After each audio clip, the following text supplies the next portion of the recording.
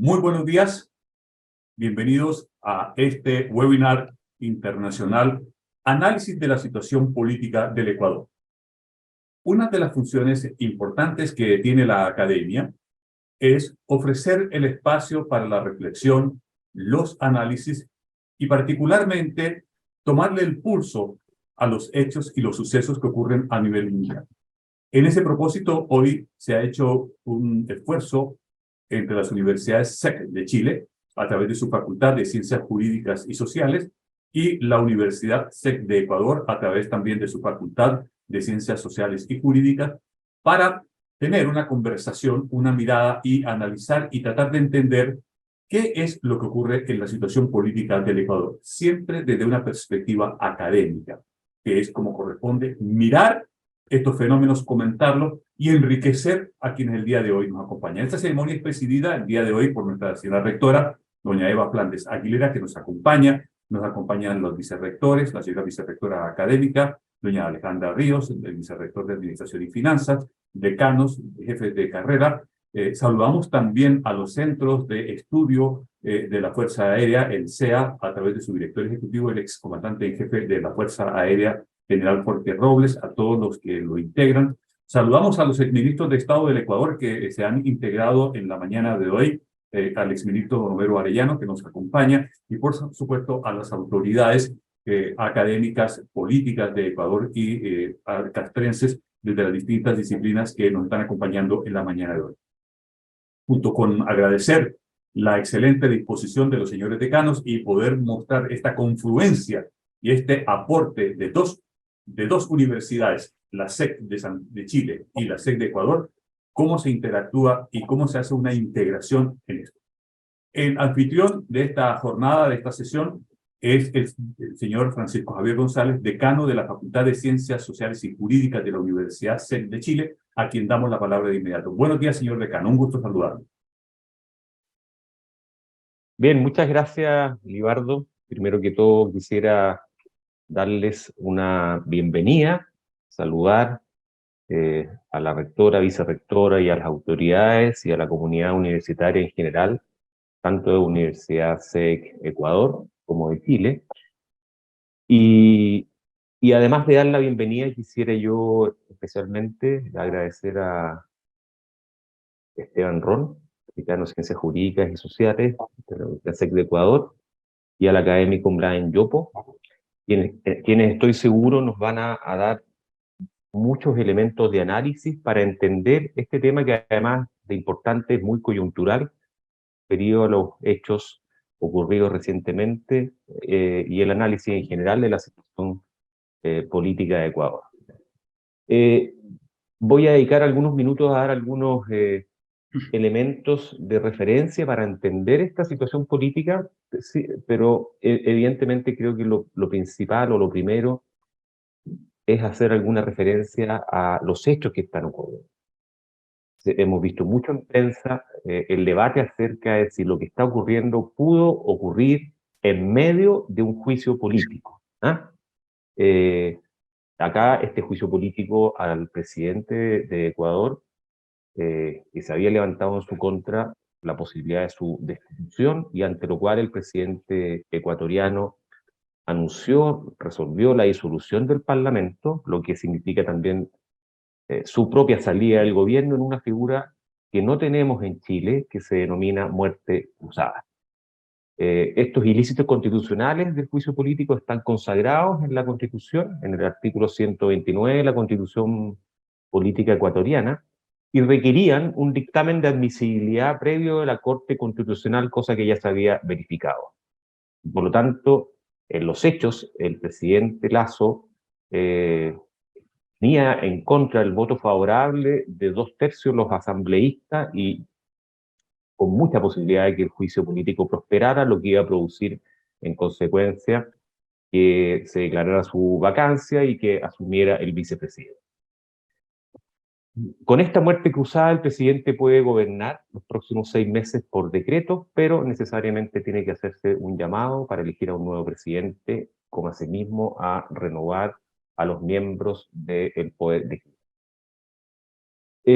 el escenario político o los fundamentos de esta muerte cruzada son elementos de análisis que les voy a pedir especialmente a los panelistas poder profundizar. Por ejemplo, un elemento interesante de abordar es que este juicio político fue promovido por el movimiento Unión por la Esperanza, movimiento del expresidente Rafael Correa, que como bien sabemos está condenado a 8 años de cárcel por corrupción y actualmente está asilado en Bélgica. Pero que sin embargo esta oposición era mayoría y contaba con los 92 votos necesarios. Por lo tanto, el presidente Lasso, invocando la necesidad de un nuevo pacto político-social que evite una mayor confrontación, él la trató de confrontación irracional e inútil, que les impedía avanzar en los problemas reales de Ecuador, según él, la inseguridad y el terrorismo. Y la Asamblea más bien está dirigida a desestabilizar al gobierno, a la democracia y al Estado mismo. Y por lo tanto, entonces, desde el punto de vista de las causas inmediatas, que se invocaron, la oposición invocó una figura de malversación de caudal público, lo que se denomina el peculado, y que acusa al presidente de haber tenido conocimiento de supuestas irregularidades en un contrato de una empresa estatal petrolera con una firma privada, y no haber actuado para evitar perjuicios al Estado, perjuicios que se cuantificaron en 6,1 millones de dólares, según lo estimó la Contraloría General de la República del Ecuador. El mandatario Lasso defendió su posición señalando que estos contratos habían sido firmados por el expresidente Lenín Moreno y que justamente él había sido proactivo pidiendo una revisión a la Contraloría como Tribunal de Cuentas para renovarlos bajo condiciones y observaciones que pudiese fijar esta Contraloría. Estas son las causas formales, eso es lo que ha salido en la prensa, pero evidentemente aquí hay causas de fondo de este juicio político. Y las causas de fondo tienen que ver con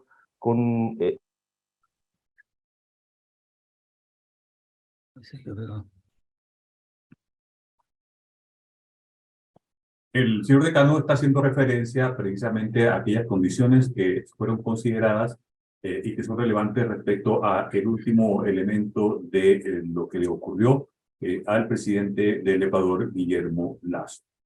Vamos a esperar que la imagen se restablezca de manera de poder continuar con la exposición que está haciendo a manera de introducción el decano Francisco Javier González, que nos permite con toda esta introducción es darle un contexto a este momento para poderlo entender en toda su dimensión con las distintas aristas que tiene, ¿no? A veces hay aristas políticas, a veces hay aristas judiciales, pero siempre recordando que cuando hay un juicio de orden político en cualquier congreso del mundo, estamos hablando de consecuencias políticas, de efectos políticos.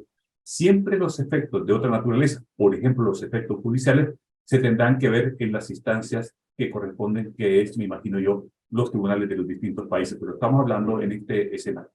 En tanto se revincula, se reconecta nuestro decano Francisco Javier González, y a una manera, seguramente ya estaba haciendo la parte final de esta introducción, me gustaría, con el visto bueno del decano González, pasar y darle la palabra al señor decano de la Facultad de Ciencias Sociales y Jurídicas de la Universidad SEC de Ecuador, el doctor Esteban Ron Castro, quien agradecemos para que nos ayude a entender la historia, la trayectoria, el contexto y la proyección que tiene esta crisis. Decano, por favor, si tenga usted la amabilidad, ya se nos ha reconectado el decano y seguramente nos estará escuchando. Así que adelante, señor decano Ron Castro. Discúlpeme, Libardo. Sí. No sé, se me produjo un problema. Desconozco si se produjo mientras estaba hablando y quizás poder pedirles que me digan en qué parte de mis palabras iba. Estaba ya en la parte del cierre decano y yo ¿Ya? estaba anunciando al decano Ron Castro. Así que... Déjenme, por favor, Libardo, hacer un cierre, bueno. porque necesito dejar planteado algunos temas para la discusión. Lo que decía yo es que, aunque haya causas formales, también hay una causa de fondo que tiene que ver con el clima político reinante, pero también la pérdida de soporte del presidente debido a la pérdida en el referéndum y en las elecciones administrativas de febrero pasado. ¿Ah? Este es un elemento interesante porque una situación equivalente se acaba de vivir en España, en donde el gobierno con un escenario adverso electoral sencillamente adelantó las elecciones que estaban previstas para fin de año. Otro elemento interesante, y por lo tanto me gustaría ver cómo podemos hacer análisis de eso. En segundo lugar, también ver cuál es la diferencia que tiene esta situación política, esta crisis de Ecuador con la recientemente vivida en Perú.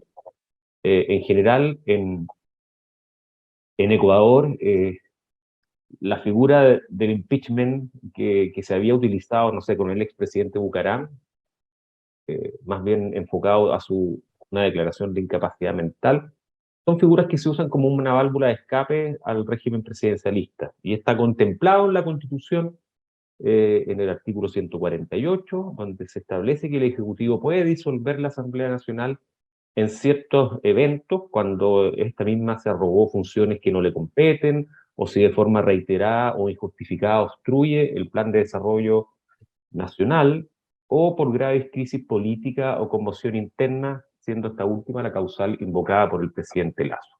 Para la oposición, obviamente, esta invocación no es suficiente, sería inconstitucional. Sin embargo, el gobierno dice que está ceñido a la ley. Esto nos recordó evidentemente la crisis de Perú, que también tenía por finalidad la disolución del Congreso, ¿no? Sin embargo, en Perú se ha visto esto como un autogolpe.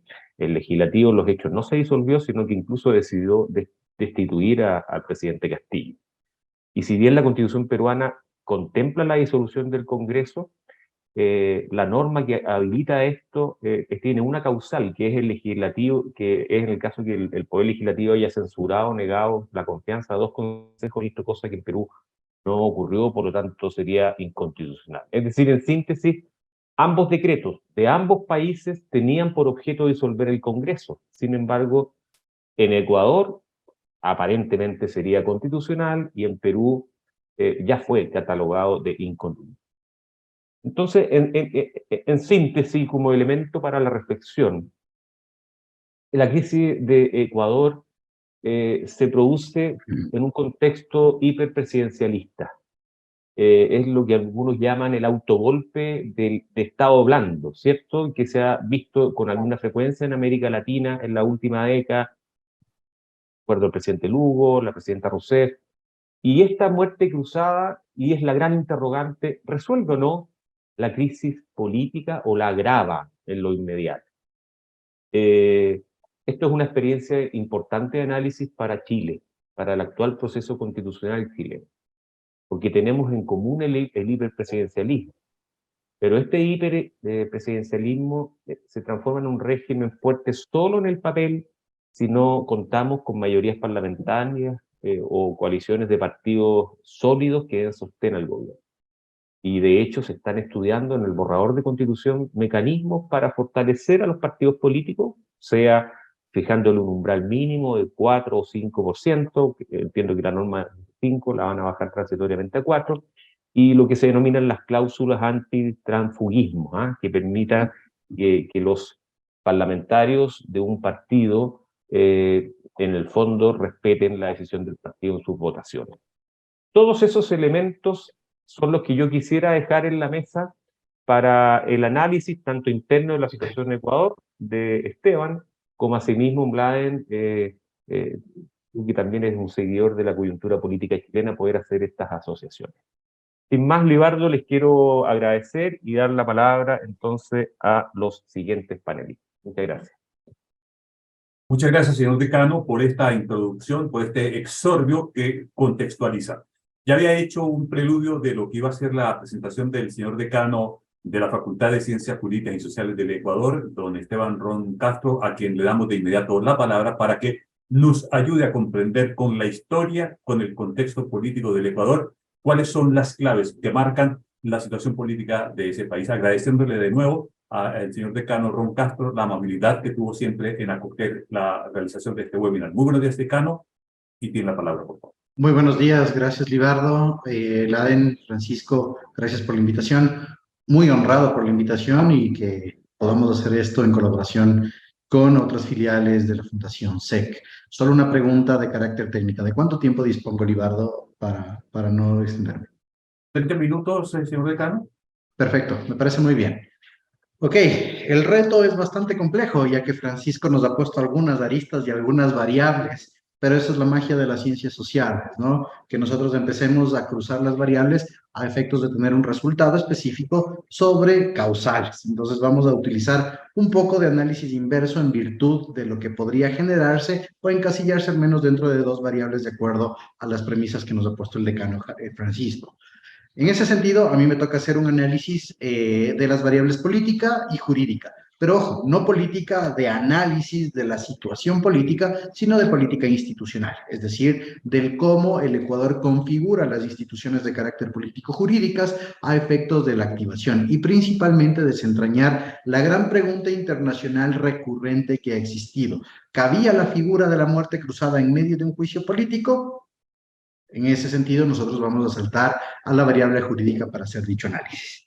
El contexto generalizado del juicio político no inicia sobre la base de un exhorto o no inicia con una exacerbación de no gobernabilidad entre el Ejecutivo y el Legislativo. El decano Francisco ya nos ha dicho que efectivamente esto fue realizado o el juicio político fue pedido, iniciado por parte de la agrupación política Unión por la Esperanza, conocida como UNES, agrupación política que obviamente recoge al correísmo, es decir, a lo que quedó de la gente política y de los actores políticos del expresidente Rafael Correa. Pero ojo con un tema, y esto vale la pena señalar, no se da el exhorto ni la petición sobre la base de una investigación que estos asambleístas o esta representación política hace, sino que se hace en virtud de un reportaje de periodismo de investigación de un medio digital llamado La Posta. ¿Sí? Es un medio nuevo, es un medio fresco que se dedica a hacer periodismo de investigación. Y La Posta empieza a desentrañar ciertos inconvenientes y ciertas verificaciones que se hicieron en virtud de una posible, no me gusta utilizar el término de organización criminal, porque eso se puede utilizar después de un enjuiciamiento en el ámbito penal, pero de ciertos vínculos existentes y estratégicos a efectos de lograr determinados resultados con la disposición de fondos públicos, es decir, la utilización internacional de la figura de peculado, utilización arbitraria de fondos públicos para beneficios propios y de terceros. Entonces, ¿qué es lo que sucede después de esta verificación que hace el medio de comunicación digital? Se empieza a formar una teoría del caso, y una teoría del caso que tenía dos bifurcaciones. La primera en el ámbito penal para presentar las respectivas denuncias y la otra en el ámbito político. Recordemos que son dos figuras completamente distintas del enjuiciamiento en materia ordinaria o en materia penal, donde existe principalmente una jurisdicción, es decir, la aplicación exclusiva de una normativa a través de las figuras de jueces y tribunales. Mientras tanto que en el juicio político, en el impeachment, nosotros tenemos o en el Ecuador está configurado como un mecanismo de control político que puede generar a futuro consecuencias en el ámbito ordinario, penal, civil o administrativo. Esa es la primera diferencia. Sobre la base de esta información que fue develada por parte del medio de comunicación, es cuando, en este caso, la oposición gubernamental política, Unión por la Esperanza, inicia el pedido de juicio político al presidente Lasso. Y obviamente, como ya lo señalaba el decano Francisco, este juicio político tiene ciertos requerimientos específicos en el Ecuador para que la institución política tenga un dote de legitimidad, pero principalmente un dote de legalidad y de constitucionalidad. Ya lo decía Luigi Ferraioli en su ensayo Los poderes salvajes. Las instituciones democráticas siempre van a tener un halo de derecho y es estrictamente necesario aplicarlo a efectos de dotar a estas instituciones de legalidad y legitimidad. Finalmente, el juicio político inicia con una petición en el Ecuador, una petición que lo hace un grupo de asambleístas con un X número de firmas de respaldo. X número me refiero a 1/3 de los miembros de la Asamblea Nacional, es decir, 1/3 de 137 asambleístas que fue cumplido de manera exacerbada en este sentido por parte de los peticionarios. Ahora bien, después de esta excitación, después del pedido de juicio político, la Asamblea Nacional tiene este resguardo de constitucionalidad. Es decir, que la Corte Constitucional Ecuatoriana realice un examen de constitucionalidad, no tanto, de procedibilidad. Esta es la gran diferencia que existe y el tema de discusión dentro de los impeachment en el constitucionalismo latinoamericano. ¿Cuáles son las atribuciones y funciones de la Corte Constitucional dentro de los impeachment? Se dice que se busca la constitucionalidad del procedimiento. No es necesario, a mi modo de ver, debido a que es una figura democrática y constitucional ya establecida en el Ecuador, pero sí requiere un estándar mínimo de procedibilidad y de verificación del debido proceso dentro de la propia Asamblea Nacional. Efectivamente, después de algunas discusiones, de algunos errores que tuvo el pedido de juicio político al presidente Lasso y de una, nuevamente, imputación exacerbada de algunos delitos, este proceso fue a la Corte Constitucional. Hay dos temas que suceden en la Corte Constitucional que vale aclararlos dentro de la coyuntura política ecuatoriana. La Corte Constitucional en primera instancia emite un dictamen de no procedibilidad del juicio político. Es decir, que no existían los estándares procedimentales y también, haciendo referencia a antiguos juicios políticos y pedidos de juicio político, no existía un procedimiento adecuado en la petición en la Asamblea Nacional. Pero este proyecto de resolución de admisibilidad no tuvo un voto de mayoría en la Corte Constitucional. La Corte Constitucional ecuatoriana tiene una norma válvula que es que en el caso de no existir una mayoría votacional dentro de la institución, se haga un resorteo de la causa y que ésta tenga no solo un juez ponente, sino el auxilio de otro juez ponente a efectos de ir generando un mayor consenso dentro de la propia Corte.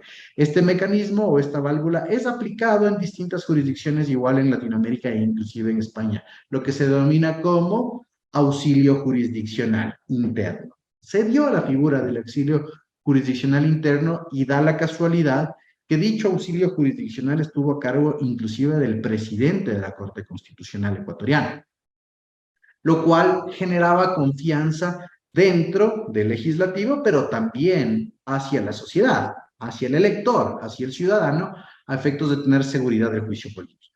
Entre bemoles, se da el dictamen de admisibilidad. La Corte Constitucional efectivamente emite un dictamen favorable a la admisibilidad del juicio político sobre la base de una teoría, que es la teoría de la representación e igualación de contrapoderes.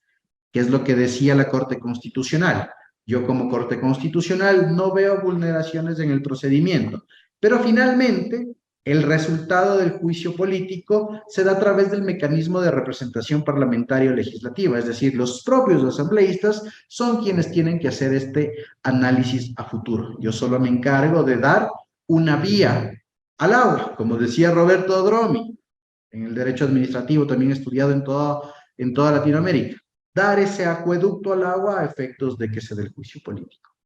Sobre la base de ese dictamen se instaura la primera fase del juicio político que se determina en el Ecuador. No es que esto pasa directamente al pleno del legislativo, sino que en el Ecuador existen comisiones especializadas, igual que en otros parlamentos, ¿sí? En otros legislativos, comisiones especializadas permanentes, de acuerdo a una materia y a un ámbito de competencia específico generalizado, pero también de acuerdo a los ejes estatales y de la política pública.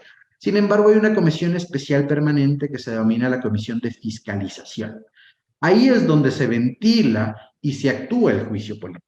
Ahí es donde se da la defensa técnica del presidente de la República y donde se actúan las pruebas. Y sobre la base de esta comisión, de las actuaciones en esta comisión, se elabora un informe que viene a ser la parte emotiva del juicio político en el Pleno de la Asamblea Nacional. ¿Qué es lo que sucede dentro de la comisión? Y esa es la gran discusión jurídica, no política, como yo les estaba encaminando al inicio de esta charla. En la comisión tenemos que tener en cuenta dos cosas. En primer lugar, los impeachments no tienen jurisdicción. ¿sí? Es decir, no se administra justicia. Es un tema natural de juzgamiento. Lamentablemente, estos juegos semánticos que tenemos en Latinoamérica hacen creer que realmente se tiene jurisdicción, pero no, los juicios políticos son mecanismos de control político. Los asambleístas parlamentarios, o cualquiera que fuese su nombre, no son jueces, son facilitadores de la carga de responsabilidad política dentro de los impeachment, porque los resultados de los impeachment sí tendrán un ámbito jurisdiccional. ¿Qué es lo que sucede en la Comisión de Fiscalización? Empiezan muchos bemoles y empieza el juego político y no el contrapeso, sino esta formación de una olla de presión existente en el Ecuador. Es decir, dos fuerzas políticas, oficialismo y oposición, luchando por el beneficio del juicio político, en este caso de Guillermo Lasso. Cabe recalcar que el presidente Guillermo Lasso en la comisión especializada no hizo una defensa propia, siempre actuó a través del mecanismo de la defensa técnica, a través de un gran profesional en derecho, referente profesional en derecho a escala nacional en el Ecuador, y a través del secretario jurídico de la propia presidencia. Entre esos bemoles, este ejercicio de actuación de juicio político tiene un tiempo de caducidad, ¿sí? Tiempo de caducidad para evitar que el juicio político se archive dentro de la comisión. Tiempo de caducidad que obliga y genera responsabilidades a los asambleístas en el caso de no pronunciamiento sobre el juicio político para que el mecanismo sea efectivo, pero obligatorio. Cuando se llegaban a los tiempos de caducidad del juicio político, lamentablemente se utilizó una herramienta politiquera, es decir, un pronunciamiento del Procurador General del Estado a efectos de no generar un informe favorable al juicio político. Lamentablemente, y yo lo he dicho en declaraciones públicas, la defensa no técnica del juicio político del presidente Lasso, la defensa política, es la que ocasionó su juzgamiento, ¿sí? Es decir, la improcedencia de maniobras de carácter político en esta comisión tuvo como resultado el juicio político. A través de un subterfugio, se trata de engañar al procedimiento dentro de la propia asamblea y someter a votación un informe elaborado por una mayoría dentro de la comisión. Un informe elaborado inclusive por los asesores, según dicho pronunciamiento, ¿sí? Lo cual libera de responsabilidad, algo inaudito en la historia ecuatoriana, del asambleísta, en este caso proponente y presidente de la comisión, que estaba a favor del presidente Guillermo Lasso. Sin embargo, a pesar de esto, nosotros en el Ecuador constitucionalmente tenemos, perdón, a nivel de norma, en la Ley Orgánica de la Función Legislativa, tenemos otra norma válvula, otra válvula de escape, que es la activación y la llamada al juicio político sobre la base de un no informe, es decir, el castigo a la comisión cuando no genera un informe, la asamblea puede tomar dicha decisión. Y eso es lo que sucedió. El presidente de la asamblea, al no tener un informe por la utilización de subterfugios y engaños, en este caso, y además un informe de la Procuraduría General del Estado en un ejercicio interpretativo, activa el artículo 142 y la responsabilidad del llamamiento al juicio político ya no está en la comisión, sino que pasa a la Asamblea Nacional. Y como bien lo señalaba el decano Francisco, en la Asamblea Nacional existían los votos para el llamamiento al juicio político dentro de las diferentes bancadas políticas del país. Y así es como llega a instaurarse el juicio político. No por un acto motivado de un informe de la comisión especializada, sino por un llamamiento generalizado por parte de la Asamblea. Instaurado el juicio político, la Constitución de la República del Ecuador establece un procedimiento del impeachment. Un procedimiento bastante sencillo que es interpelación por parte, en este caso de cualquiera de los proponentes, por un tiempo de 2 horas, un descargo del presidente de la República por un tiempo de 3 horas, réplicas por 1 hora y una intervención de los, en este caso, 137 asambleístas que existen en el Ecuador. Se instaura el juicio político, empieza la interpelación y sorprendentemente para todos los ecuatorianos, porque había una indecisión, no se sabía si el presidente Lasso iba a comparecer a la asamblea. Creo que ética y sorprendentemente el presidente Lasso decide ir a la comparecencia porque él no creía en el juicio político. Cabe señalar esto. Se dan las interpelaciones por parte de dos asambleístas, una representante de Unión por la Esperanza del grupo correísta y otro por parte del asambleísta Esteban Torres, Partido Social Cristiano. Les comento como un paréntesis, el Partido Social Cristiano formó parte de la alianza por la cual el presidente de la República llegó a ser presidente. Sin embargo, esta alianza fue rota de manera fáctica por negociaciones en el propio legislativo. Entonces, el propio aliado interpelaba al presidente de la República. Sobre la base de esto, se dio la interpelación en el tiempo establecido por 2 horas, pero ojo aquí un tema, el presidente de la República hace su contestación no utilizando las 3 horas, sino utilizando apenas 39 minutos, en la cual no se presentó un descargo documental, archivológico o digital. No hubo absolutamente nada de eso, fue un descargo estrictamente retórico. Lo que hacía pensar a los ecuatorianos que el llamamiento a la muerte cruzada, a la disolución parlamentaria o legislativa, era inminente. Esta sesión en el Parlamento toma al menos de 2 a 3 días, principalmente por las intervenciones de 137 asambleístas. En cualquier momento puede ser interrumpida, sí, pero se establecían que al menos en 3 días se iba a evacuar la sesión para pasar a una votación. Después de la interpelación presidencial, el presidente se retira, ni siquiera se queda en el debate, es prerrogativa quedarse o no, y se entiende que llama a un gabinete o un comité de crisis y decide la activación de la muerte cruzada. De hecho, como anécdota dentro del contexto, la noticia fue develada a través de medios de comunicación y redes sociales en el Ecuador a las 6 de la mañana. No les dio ni siquiera el mínimo chance a los asambleístas de ir a su día laborable y la asamblea quedó disuelta. Y la cadena nacional fue realizada después de la filtración del decreto ejecutivo de muerte cruzada. ¿Sí? Ese es el relato. Ahora vamos con el tema de la constitucionalidad o no del decreto de muerte cruzada. ¿Qué es lo que establece la Constitución de la República del Ecuador, como bien lo decía el decano Francisco? 3 causales de la muerte cruzada. Número 1, que la Asamblea Nacional y el Legislativo se haya arrogado funciones.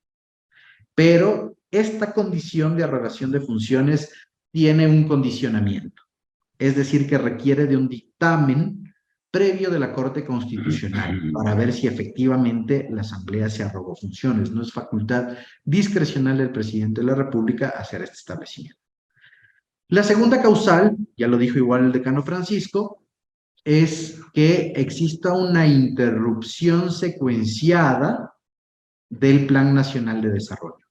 El Plan Nacional de Desarrollo en el Ecuador, para que se entienda, es el plan de gobierno estandarizado a los parámetros de planificación de los organismos y entidades estatales del Ecuador, a efectos de tener una certeza de cómo se lo puede ejecutar en el periodo presidencial de 4 años con objetivos y metas.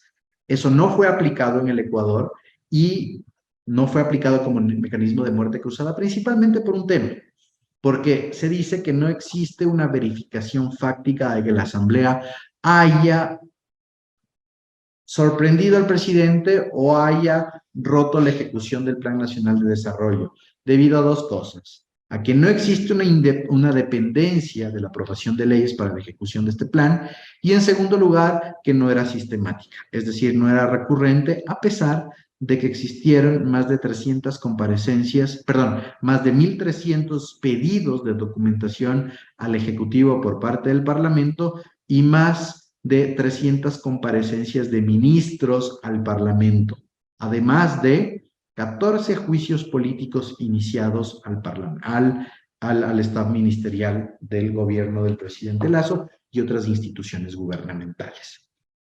El presidente de la República no se fue por esa causal por falta de criterio de verificación. Finalmente, colocó y elaboró una especificación, una causal sobre la base de la grave crisis política y conmoción interna. ¿Fue criticada constitucionalmente? Sí, muy criticada constitucionalmente, pero yo me adhiero a la teoría de que el presidente es el único que puede dar esta calificación en cuanto a la grave crisis política. La ruptura con el legislativo era inminente, estábamos dentro de un proceso de fiscalización, lo cual genera una no gobernabilidad. Y en el caso de la conmoción interna, ustedes saben, y es conocido internacionalmente, que lamentablemente los índices de criminalidad en el Ecuador son exacerbados y altísimos, y en ese sentido se puede decir que vivimos en un constante estado de conmoción.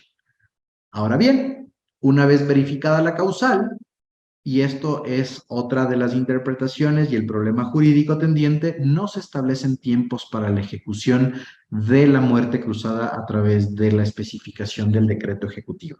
De hecho, una de las teorías que se manejó en el Ecuador es que el presidente Lasso iba a terminar su comparecencia y en ese momento disolvía la asamblea. Pero no, esperó a su comparecencia e inclusive a la finalización del día. No hay una regla constitucional, no hay una norma constitucional que establezca tiempos, ni tampoco hay restricciones. Se la puede activar dentro del propio juicio político. Ahí está la gran discusión. ¿Era ético o era legal? Legal es. Ético, se utilizó a la muerte cruzada como un mecanismo de reestructura de gobernanza ante la imposibilidad de generar una estabilidad en la administración pública como lo sucedido en Perú y España, pero que en este caso interrumpió un juicio político. Las consecuencias de eso, estimada audiencia, es que en Ecuador tenemos elecciones nuevamente de la Asamblea Nacional y del binomio presidencial el próximo 20 de agosto, y en el caso de necesitarse un balotaje, es decir, una segunda vuelta electoral, el 15 de octubre. Y tendremos presidente, binomio presidencial y una nueva asamblea conformada por 137 asambleístas entre nacionales y provinciales, por un periodo no regular de 1.3, 1.4 años. Yo creo que hasta ahí, y en respeto al tiempo, perdón por extenderme unos pocos minutos más, es el contexto generalizado de lo vivido en el Ecuador y al menos una primera aproximación al análisis jurídico en virtud de la inexistencia de restricciones del mecanismo de muerte cruzada. Libardo, Decano, González, Laden, a las órdenes. Brillante presentación que nos permite comprender desde la mirada también jurídica y en clave política todo lo que recientemente ha ocurrido en el Ecuador, en esta visión que nos ha entregado el señor decano de la Facultad de Ciencias Jurídicas y Sociales de la Universidad de Ecuador desde el campus Juan Montalvo. A continuación, es un honor presentar a uno de nuestros más distinguidos investigadores, un cientista político de fuste, escritor, analista internacional de muchos años, conocido nacional e internacionalmente, el doctor Mladen Yobo, quien nos va a ayudar a entender en clave latinoamericana cómo observamos nosotros el fenómeno del Ecuador. Agradeciéndole de nuevo a nuestro investigador Yobo la gentileza y siempre disposición que tiene con la universidad para contribuir con sus luces en estos webinars. Adelante, Mladen Yobo. Muchas gracias, Libardo. Buenos días a todas y a todos, especialmente, digamos, a nuestros contertulios, a nuestra rectora y a nuestros invitados. Lo primero que me gustaría a mí decir que este no es una excepción del Ecuador lo que está sucediendo, y eso es un tema no menor. Este no es una crisis del Ecuador. Las democracias latinoamericanas, como la mayoría de las democracias del mundo, atravesan una coyuntura de profunda crisis. Instituciones fundamentalmente puestas en tela de juicio como ineficientes, por ejemplo, para canalizar las demandas ciudadanas en contextos de alguna forma de bajo crecimiento económico o estancamiento, que de alguna forma se anclan no solamente a los últimos acontecimientos de la guerra en Ucrania, ¿no es cierto?, o a la disputa global, sino también fueron reforzados durante el periodo de la pandemia. Equilibrios sociales o empeoramiento de los equilibrios sociales, la desigualdad ha aumentado, y ese es un tema no menor. Son temas que de alguna forma están presionando a lo que son las débiles estructuras. Por lo tanto, y un entorno internacional, por cierto, también que vuelve a tener rasgos un poco propios de la Guerra Fría. En este escenario generalmente surgen actores que en el fondo, o fuerzas políticas que son desleales al modelo democrático. Es decir, que buscan cambiar sistemas por corte autoritarios, personalismo, con poderes legislativos y judiciales, sin autonomías, digamos, para controlar gobierno o con espacios cada vez más acotados para la oposición y la libertad de expresión. Estamos hablando de una crisis profunda de la democracia y de la gobernanza, que son dos procesos que están estrechamente asociados en su origen y se retroalimentan mutuamente. Vemos como muchos de estos líderes que son electos, ¿no es cierto?, como llegan al poder después de elecciones, con una serie de promesas, o no quieren o no pueden enfrentar los problemas crónicos que están viviendo las instituciones y los países. Precisamente temas como corrupción, violencia, pobreza, ¿no es cierto?, de alguna forma quedan irresueltos en la llegada al gobierno. Y quiero, por lo tanto, decir que este no es un tema solamente de judicialización de la política, es decir, la política hecha en términos judiciales, sino que aquí hay una crisis del sistema democrático. A pesar de que la salida en el caso de Ecuador o en el caso de Perú son salidas democráticas porque están de alguna forma reflejadas en sus constituciones. En este caso fue el artículo, si no me equivoco, el 148, porque no se pudo aplicar el artículo 130 de la Constitución ecuatoriana. De alguna forma está demostrando atrás que son elementos que están dando algún nivel de plazo para la estabilidad democrática, pero no resuelven los problemas de fondo. Están los problemas de fondo ahí. El presidente Lasso llega en una situación no buena en Ecuador, no llega en una situación, podría llamarse positiva. Evidentemente gana el balotaje en segunda vuelta frente al candidato Araúz, pero sin embargo la condición que llega es mala. La estabilidad, las demandas, el escenario que le entrega el presidente Lenín Moreno no es buena. Es un gobierno fundamentalmente, los últimos 2 años del presidente Lenín Moreno fueron de un ejecutivo débil que hace frente a varias amenazas internas y externas, y que más bien fue un gobierno que administró el poder hasta el final. No fue un gobierno que fue capaz de resolver el tema. El candidato también, Andrés Araúz, ¿no es cierto?, sacó un 47-64, porque en fondo la derecha fue capaz de organizarse, el conservadurismo de alguna forma interna fue organizarse, y lo que podríamos llamar este progresismo tan ancho, tan fragmentado, de alguna forma, no logró, digamos, ese contenido. Pero el presidente tuvo que enfrentar en el año, digamos, 2022, protestas muy serias, 18 días de protestas, digamos, que de alguna forma llevaron al país a una encrucijada muy fuerte y que fue capaz de solucionarse con la famosa Acta por la Paz. Una situación no ajena al resto de la región. Las protestas se dieron en Chile, se dieron en Colombia, se dieron en Perú, así como se dieron en algunas partes de Europa. Pero, sin embargo, eso hizo debilitar también al presidente Lasso.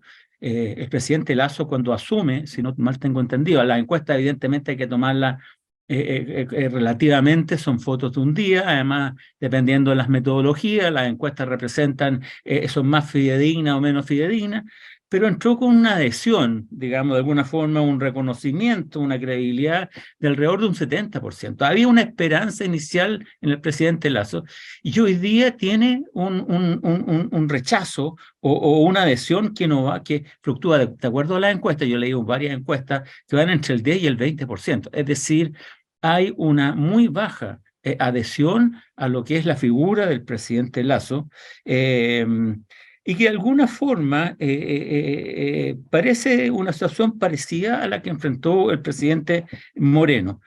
La muerte cruzada, digamos, fue una salida política y que de alguna forma va a dar tiempo, un mecanismo que ofrece una salida, pero no resuelve los temas de fondo que de alguna forma está enfrentando Ecuador, o lo mismo de lo que está pasando en Perú, que en Perú, ¿no es cierto?, la presidenta Diana Boluarte se convirtió, ¿no es cierto?, en la primera presidenta de Perú, pero es la 6ª presidenta, ¿no es cierto?, desde el 2018. Es decir, la inestabilidad política es enorme, sobre todo en un país, en el caso de Perú, y en algo un poco menos, pero en Ecuador también y en el resto de América Latina, donde hay una tendencia hacia la fragmentación política. En el caso de Perú, ya estamos viendo casi un sistema de protopartidos.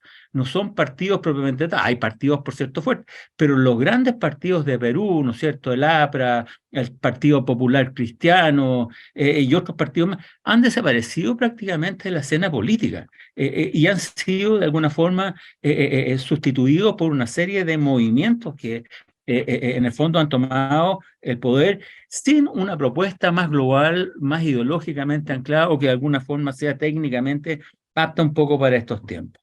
La muerte cruzada, como dije, sirvió de alguna forma para salir de este tema, sin embargo, no lo resuelve. Ahora, el caso de la acusación contra el presidente Lasso, las acusaciones eran bastante mayores que el caso Flopec.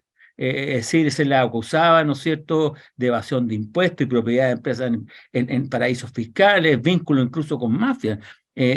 Albania y narcotráfico, el caso León de Troya, caso de tráfico de influencia, compra de altos casos. Es decir, habían una serie de acusaciones, verdadera o falsa, yo no puedo meter porque no siguió cada una de ellas, digamos, claro, pero había una interpelación en el fondo bastante mayor frente al presidente.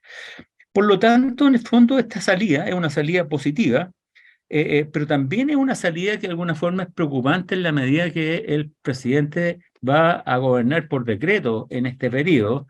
Y dentro de los primeros decretos que de alguna forma fijó, ¿no es cierto?, por ejemplo, fue un recorte de impuestos. Un recorte de impuestos cuando en el fondo, al final de cuentas, las protestas, ¿no es cierto?, que se dieron en el 2022 tenían directamente que ver con el tema fundamentalmente de justicia social y políticas públicas. Tenía que ver con el fondo, digamos, con la posibilidad de tener una cierta seguridad social. Se le acusa, por ejemplo, de tener 6.000 millones emposados, digamos, como activos sin usarlo en políticas públicas. Entonces, ese es un tema que de alguna forma pone en términos políticos, no estoy hablando en términos jurídicos, pero sí en términos políticos coloca entredicho, ¿no es cierto?, el problema de estabilidad en este periodo que va a tener el presidente. En general, yo diría que hoy día, por ejemplo, temas como la pobreza, la desolación, la inseguridad. La inseguridad, hoy hay encuestas en el caso de Ecuador, ¿no es cierto? Primero, el segundo país con más, digamos, delincuencia, digamos, que en términos de algunas encuestas, pero incluso 42% de los ecuatorianos, mucho más de lo que fue la crisis o la ola migratoria del 99, de alguna forma por el sicariato, ¿no es cierto?, la crisis sostenible y lo cotidiano del sicariato, de alguna forma quieren salir de su país. Es decir, hay una presión importante. En este contexto, en el contexto donde pierde la mayoría, ¿no es cierto?, en las últimas elecciones, pierde la mayoría de las alcaldías importantes frente al correísmo, fundamentalmente lo que son Quito, Guayaquil, ¿no es cierto?, Pichincha, Guaya, donde movimientos como incluso el movimiento indígena Pachacutic, digamos, brazo político de los movimientos indígenas, logra mantener en la Sierra Norte, centro y norte del país, la Amazonía, se genera una situación de una suerte de ingobernabilidad, que ha sido de alguna forma mediatizada por esta salida, digamos, yo diría, de la salida institucional que permite la Constitución desde el 2008, si no me equivoco, ¿no es cierto? Pero que de alguna forma no lleva a resolver los grandes problemas. Los grandes problemas de América Latina, ¿no es cierto? Estos problemas de la profundidad de la crisis. Como decía la presidenta Bachelet, democracy has to deliver en un seminario. O sea, la democracia debe, de alguna forma, entrar a entregar. Y hoy las instituciones y la institucionalidad política, como la institución democrática propiamente tal, no están a la altura para poder, de alguna forma, responder a estos desafíos. Ecuador en este momento está en un interregno, que en el fondo vamos a ver cómo resulta, digamos, el proceso electoral que también puede tener segunda vuelta, y de alguna forma ver cómo se resuelve para tener una propuesta que sea capaz de tener una propuesta consensual para el país.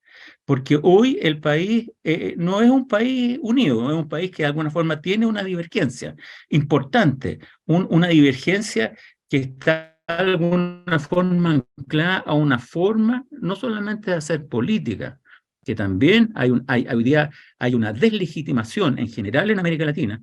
Lo vemos aquí en el caso de Chile, lo vemos en el caso de Perú, lo vemos en el caso en parte en Colombia, pero también en Ecuador, de los actores políticos, si no hay un cuestionamiento al modelo económico y social, que es un tema no menor. Es un modelo, de alguna forma, que no está siendo capaz de resolver las grandes temáticas frente a una ciudadanía cada día más demandante.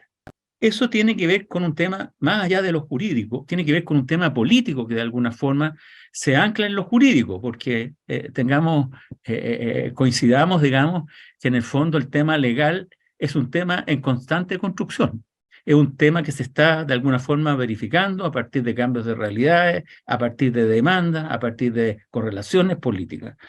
Entonces yo diría que Ecuador hoy día, digamos, desde el tiempo de Lenín Moreno, hoy día con el presidente Lasso, ¿no es cierto?, está viviendo una crisis política importante y que el futuro presidente o presidenta de Ecuador no tendrá un escenario muy distinto, porque las demandas están ahí las demandas, como aquí en Chile, las demandas también.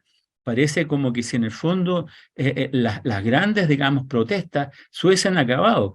Pero si uno está viendo cada una de las demandas que habían detrás de las protestas, más allá del tema de la violencia, siguen presentes. Siguen presentes en el caso de Perú también. Perú está ahí en un interregno, digamos, que hoy día tiene una cierta estabilidad. En el caso de Brasil, que acaba de elegir al presidente Lula, por ejemplo, el presidente Lula tiene una serie de demandas que si no es capaz de cumplir, no solamente tiene un contendor, digamos, con más de 74 millones de votos llamado Bolsonaro, sino también tiene elementos importantes en términos de demandas sociales insatisfechas. América Latina y el mundo en general hoy día están pasando cambios importantes y que si no logran, digamos, de alguna forma de buscar cierta sinergia, de buscar ciertas estabilidades, van a generarse irrupciones importantes en lo que es la estabilidad democrática. Hoy día la democracia, a diferencia de los 90, cuando se recupera en lo que es la tercera ola democratizadora que empieza en Portugal en el 74, ¿no es cierto?, con la revolución de los claveles, digamos, hoy está muy debilitada la democracia a nivel internacional, un poco el faro democrático, como el caso de Estados Unidos, vemos las interpelaciones a la institucionalidad democrática por parte de diversos sectores políticos, especialmente, diría yo, sectores ligados a republicanos y trumpistas. Yo no quiero tomar más tiempo, creo que hay muchos temas que conversar, pero creo que el tema de Ecuador es un tema que de alguna forma está reflejando una realidad regional relativamente similar, con problemas similares, con interpelaciones similares de parte de la población, el tema de la criminalidad, el tema de la necesidad, digamos, de contar con mejores distribución de lo que son las riquezas, del cuidado del medio ambiente, de la diversidad, son temas más o menos globales en la región y en el mundo. Gracias.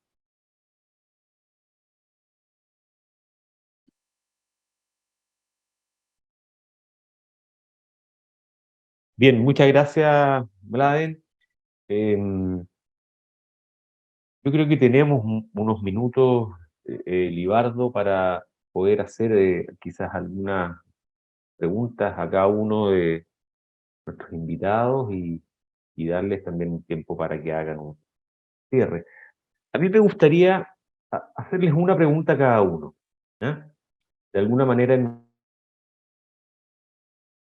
mi intervención lo planteé, Mladen. Estos hiperpresidencialismos, dentro del cual Chile forma parte también, para que no queden en el papel, se necesita partidos políticos o respaldos políticos regulados de manera tal de que estas coaliciones le den sustento al presidente. En nuestro borrador de constitución que está hoy día, en los próximos días despachando la comisión de expertos, se establece un umbral para los partidos políticos en el sentido de que tienen que alcanzar en una elección de diputados un 5% como norma permanente, y si no lo alcanzan, no es que el partido desaparezca, sino que dichos diputados no podrán asumir, con algunas excepciones. El 5% es muy alto, considerando hoy día los más de 20 partidos y movimientos políticos. Muchos de ellos van a desaparecer, se entiende que quedarían algo así como 6 o 7. Esa es la razón por la que se está hablando de una norma de transición para la próxima elección de un 4%. La primera pregunta es si consideras atingente una medida de esa naturaleza, como asimismo también una cláusula constitucional que ataque lo que se llama las actuaciones díscolas de parlamentarios que fueron elegidos por partidos políticos, pero una vez asumidos en el Parlamento no se ordenan con las directrices de los partidos políticos. Y también quisiera hacerle una pregunta a Esteban, y más que una pregunta jurídica que nos pueda de alguna manera iluminar respecto a lo que él espera que viene. A mí me llama mucho la atención que el presidente Lasso, que ganó el balotaje con el apoyo del Partido Social Cristiano, sin embargo, el Partido Social Cristiano ha sido tremendamente duro con él, habiendo incluso relaciones familiares entre el presidente Lasso y los líderes principales.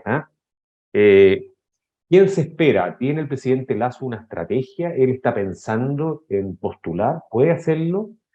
¿Qué es de la figura del líder del Partido Social Cristiano, un ex alcalde histórico de la ciudad de Guayaquil, de apellido Nebot, ¿cierto? Jaime Nebot. ¿Qué se espera? ¿Qué hay detrás? ¿Qué lectura podemos nosotros desde afuera ver con estos apoyos recíprocos que existieron hace pocos meses y que hoy día están fracturados? Me gustaría, en el orden que ustedes quieran, quizás Esteban puedes partir tú y después le doy la palabra a Mlara. Gracias Francisco. Interesantes preguntas las que tú haces y más que nada la perspectiva institucional y política del país está en juego en este momento. ¿Qué es lo que sucede y cuáles van a ser las reglas de las nuevas elecciones? Como yo les decía, tenemos nuevas elecciones el 20 de agosto. Vamos a elegir binomio presidencial, 137 asambleístas entre nacionales y provinciales, y además una posible segunda vuelta electoral. Al momento, en el Ecuador y en la exacerbada política que tenemos, se han identificado al menos ya 9 candidatos presidenciables. ¿Y qué está sucediendo con estos candidatos presidenciables? Unos tienen trayectoria política, pero en el Ecuador lamentablemente tenemos una norma que permite la fluctuación de candidatos entre organizaciones políticas, generando así una indisciplina político-partidaria. Es decir, vemos que candidatos en este momento se están cambiando de bando político a efectos de lograr una candidatura.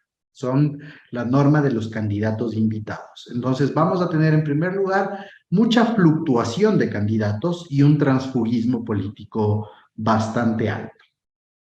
Veo que está moderado el tema del populismo.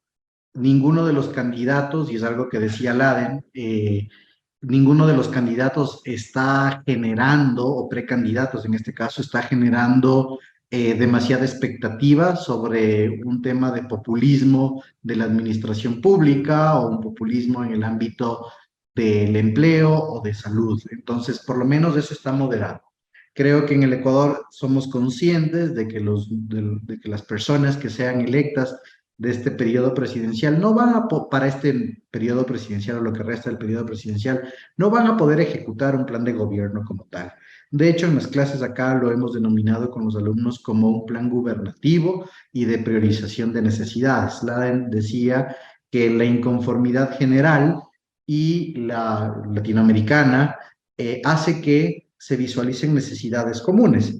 En este caso, en el Ecuador, la necesidad común que tenemos es suplir la ausencia del Estado, porque de la ausencia del Estado ha derivado el problema de la inseguridad, la no ejecución de un empleo o no formalización del empleo informal y finalmente el déficit en cuanto al Sistema Nacional de Salud. Entonces, en primer lugar, no vamos a tener en el Ecuador un plan de gobierno, vamos a tener un plan de gubernativo, un plan de contingencia de necesidades inmediatas. Sobre la base de estos dos parámetros, es decir, organizaciones políticas volátiles y un plan de gobierno no fiscalizable, tenemos un resurgimiento de actores políticos.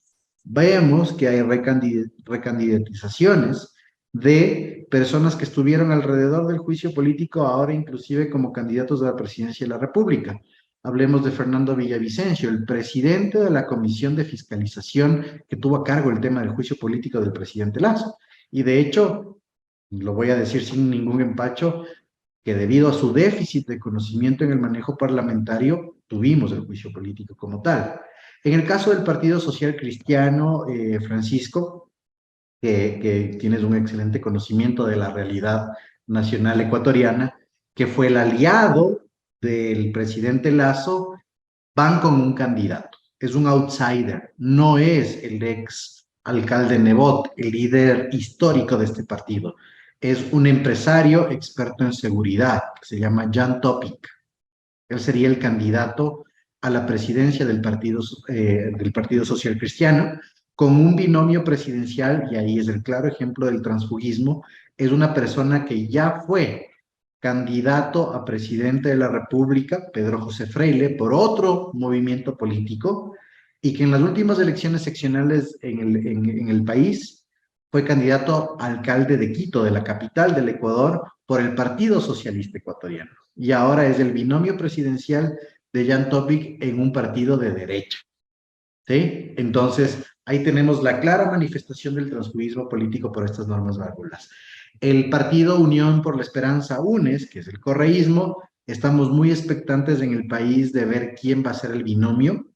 Existen precandidatos, el propio ex candidato a la presidencia de la República, Andrés Arauz, el propio ex candidato a la vicepresidencia de la República, Carlos Rabascal, o alguien de la militancia. De ahí sale alguien que tiene militancia, por lo general. Es uno de los pocos partidos que aún se mantienen orgánicos. Eso en la trascendencia generalizada, y como actores sueltos, es decir, que no tienen una pertenencia de carácter política, tenemos una precandidatura del ex vicepresidente en la época de Lenín Moreno, el empresario comunicador Otto Sonnenholzner. Creo que esas son las figuras más fuertes, y de ahí vemos que en el Ecuador también pasa algo, no se permiten candidaturas independientes, es decir, alejadas o sin el auspicio de organizaciones políticas. Es por eso que las organizaciones políticas en este momento se encuentran generando esta necesidad de presentar cuadros políticos para no desaparecer del medio ambiente político, lo que decía de la jungla, ¿no es cierto? De ese medio ambiente político no podemos salir, y se mantienen en ese sentido. Entonces, creo que esos son los dos parámetros de la perspectiva, Francisco. En primer lugar, ausencia de plan gubernativo, priorización absoluta de necesidades sobre la base de la ausencia del Estado, y finalmente, dispersión de candidatos nuevamente en el país. Con esto cierro. El escrutinio social, el escrutinio ciudadano ha subido de niveles en el Ecuador, que es bastante bueno. Ahora las personas cuestionamos mucho más esa sinergia obligatoria que tiene que haber entre candidato, organización política y plan de gobierno. Muy bien, pues muchas gracias, Esteban, por tu respuesta y tus palabras finales. Y Mladen, ¿cómo estamos por casa? ¿Ah? ¿Cómo podemos nosotros extrapolar, ¿cierto? Y aprovechar estas vivencias de nuestros países vecinos justamente en el proceso constitucional? Quizás también, además de lo ya que te solicité poder analizar, quizás ver también el caso español a raíz del llamamiento a elecciones anticipadas como válvula de escape, ¿cierto? Obviamente son realidades muy ajenas a la experiencia chilena, pero bueno, están pasando y nosotros estamos mirando permanentemente a estos países. Bueno, te doy la palabra. Sí, gracias. Mira, yo primero que nada me gustaría decir que es difícil comparar, digamos, realidades presidencialistas con realidades parlamentarias, como el caso de España. Evidentemente, sí lo que vamos a sacar como lección que tienen que haber formas de salida a la crisis, tal como lo hizo Ecuador o parte, digamos, lo que ha hecho Perú, lo que hizo en este momento el presidente Sánchez, también el jefe de Estado, digamos, en España. Hay que tener mecanismos que sean capaces de resolver momentos políticos que sean agudos, donde existe, digamos, un no avance, digamos, de cualquier solución. Ese es un tema, pero en el fondo a mí lo que más me preocupa es que seguimos mirando un poco la política con un retrovisor, un poco, del siglo XX. El siglo XX marca mucho la política chilena y latinoamericana y no es capaz de complejizarse mayormente la discusión. Por ejemplo, yo no veo una discusión sobre una combinación entre democracia representativa y democracia directa o participativa, que es un tema no menor. Y vemos cómo hoy los partidos políticos, aunque tú le fijes una norma de un 5% o un 4%, hoy día están siendo sustituidos los grandes movimientos de representación por movimientos políticos, el movimiento del agua, el movimiento feminista, es decir, los partidos, hoy día hay una crisis del sistema de partidos políticos porque dejaron de representar a sus representados. Es decir, de alguna forma, no es solamente el problema de la legitimidad en términos de una estabilidad por un número numéricamente que hoy día se está discutiendo. Evidentemente, yo creo que en el fondo tienen que haber sanciones a aquellos que de alguna forma son electos por un pacto electoral y después se van, digamos, debería dejar el cargo o alguna norma así por un problema de coherencia, digamos, porque no se representa a sí mismo y los electores lo eligen fundamentalmente, digamos, en base, digamos, a una forma de concepción de una realidad determinada que es representada por un partido político. Me parece bien. Yo creo que ahí hay otro tema, digamos, en general que es importante. Por otro lado, evidentemente Chile es un país presidencialista. No sé si hiperpresidencialismo, generalmente se dice que es hiperpresidencialismo porque el presidente tiene iniciativa de ley y otra serie de elementos más, digamos, que en el fondo al final no están. Pero el presidente hoy día también es un elemento controlado por los otros poderes, es decir, hay un cierto balance de poder. El presidente está en la Constitución la posibilidad, ¿no es cierto?, de revocar su mandato, puede ser, digamos, de alguna forma fiscalizado, digamos, las acciones de lo que es el gobierno en general, es decir, tiene elementos de limitación, no es ese ser autoritario, digamos, que es capaz de controlar todo. Entonces yo no lo veo en el sentido tan peligroso. Sí, lo que me preocupa es que en el fondo se siga viendo, como te vuelvo a repetir, con los sesgos, o como decía Marshall McLuhan, digamos, el comunicador, digamos, que de alguna forma seguimos mirando un poco la realidad con el espejo retrovisor. Y hoy día estamos viendo una realidad compleja. Una realidad compleja no solamente, ya no existen las grandes divisiones de izquierda a derecha. Así esas divisiones tradicionales, conservadurismo, progresismo, por llamarlo, o de alguna forma izquierda-derecha, representa. Hoy día estamos viviendo lo que generalmente podemos hablar de una fragmentación política, una fragmentación que no solamente le otorga, digamos, el no anclaje con ideas de un determinado sector, sino la diversidad de intereses que hoy día están en la política. Por lo tanto, hoy día gobernar es cada día más difícil, no solamente eso, sino también saber lo que la gente piensa cuando los políticos dicen, no, la gente piensa esto. Es decir, a mí me da mucha risa porque puede ser incluso una persona de su mismo sector que piense completamente distinto, porque viene de una realidad distinta. O sea, hay una fragmentación de la realidad. Entonces, yo en esa perspectiva, viendo eso, yo creo que la política y la constitución debe complejizarse. No tener tantos más y más artículos, sino debe contemplar una realidad diversa. Y esa realidad diversa, en el caso de lo que es el ejercicio político, tiene que contemplar otras realidades. Por ejemplo, lo que es un poco tratando de hacer una similitud, aunque no es válida completamente, el tema de cómo funciona Suiza, por ejemplo, que tiene una democracia directa absoluta. Tomar algunos elementos, por ejemplo, lo que haya, ¿no es cierto?, en términos de municipios, ¿no es cierto?, lo que haya, y por ley, establecido por ley, ¿no es cierto?, que haya una priorización donde la gente tenga algo que decir frente a la priorización en el uso de los recursos, por ejemplo, donde se voten ciertos elementos, digamos, en términos de lo que es el contorno, en términos de lo que es la seguridad, en términos de la conexión. Esos temas, por ejemplo, hoy no se están discutiendo. Se están discutiendo el sistema político. Si hay representación, no representación, si es mejor un semipresidencialismo, un presidencialismo o un parlamentarismo atenuado. Es decir, son discusiones de alguna forma que nos están reflejando un poco lo que es la dinámica y la realidad. Y supuestamente una constitución, el fundamento básico de cualquier constitución es que refleja los consensos de la realidad, representa un poco las grandes líneas de la fisonomía de la realidad. Entonces yo creo que de alguna forma va quedando esa parte. Si no se hubiese impuesto el voto obligatorio, que a mi punto de vista se hizo de una forma equivocada, no en el sentido del deber que tienen los ciudadanos de participar e ir a votar, sino no se acompañó con elementos de una toma de decisión consciente a través de educación cívica, pluralidad de medios, igualdad en términos de derecho al mensaje. Es más bien una situación que la gente no iría a votar nomás, simplemente no va a votar.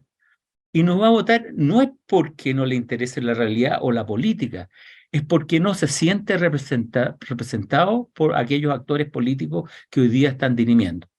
Y en el caso de la constitución actual que se está en la comisión de técnicos, si uno mira las encuestas, el concepto del rechazo, sin conocer ni siquiera el producto, va subiendo cotidianamente, porque de alguna forma no se ha sentido parte de este proceso. Entonces, yo digo, cuando se discute una constitución, uno tiene que discutir sobre la base de realidades, más allá que los principios puedan parecer justos, a veces no calzan en la realidad.